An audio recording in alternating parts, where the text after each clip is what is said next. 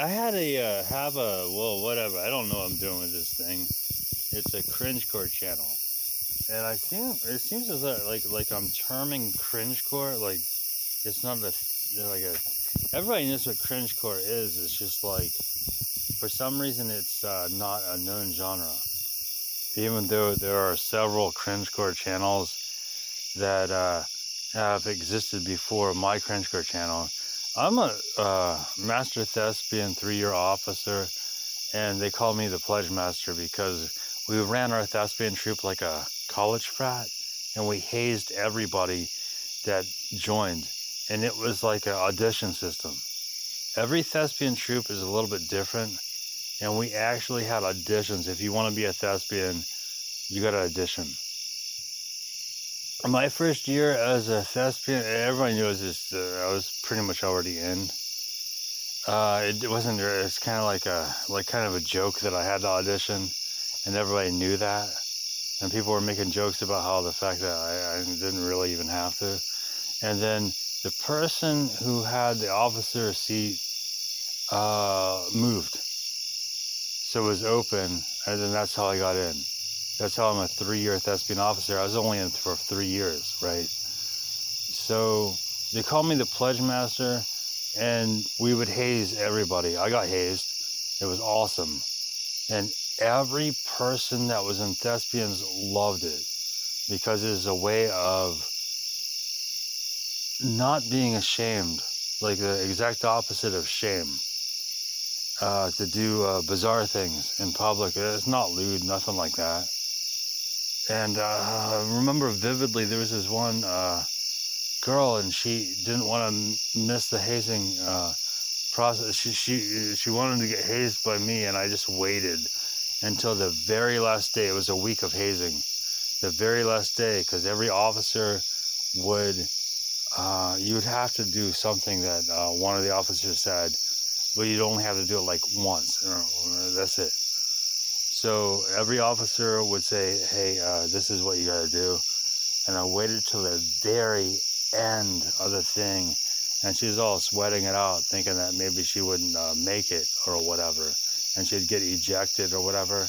And I was telling her the whole time, no, it's okay, it's fine, I'm just trying to figure it. And it was really funny. It was really funny. And she was a good thespian. She didn't do anything wrong. And at the end of the whole cycle is like, with thespian points, you gather those from your activity within the troupe. And I think I've got a record of the amount of points even possible for that time period. But that was just because I was so invested in the thing. But so anyway, it's kind of the thing of it where that particular thing is this is the thing, right? If you are not ashamed of anything you ever do, then you're capable of performing any role ever. You can do anything. There are certain societal background issues, like depending on like bedroom activity, but we didn't focus on that in my troupe. We didn't really. I know there's a thespian troupe one time that somebody used like a dirty magazine, where they call like a girly magazine, on stage, and everybody, we were all thinking, So I'm not really sure about that. We didn't do anything like that.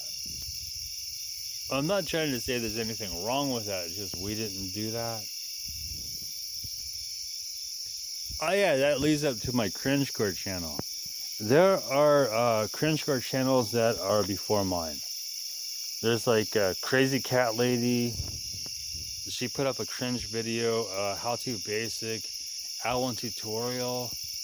I hate to say, well, this is one I don't even want to say because he was making jokes that go up to like, I don't want to fuck with Hollywood people at all with this, because he was doing like a lot of jokes about a son of a producer that director or whatever. I'm not gonna do that. I don't want to talk about him. Filthy Frank, that's pretty cringe. But the most notorious cringecore guy in the history of YouTube is myself. And that's insane. That's not my intention. That's not what I wanted to do. Like, I didn't set out to do it. But it kind of makes sense if you consider the fact that it's kind of what I was doing in the thespian organization.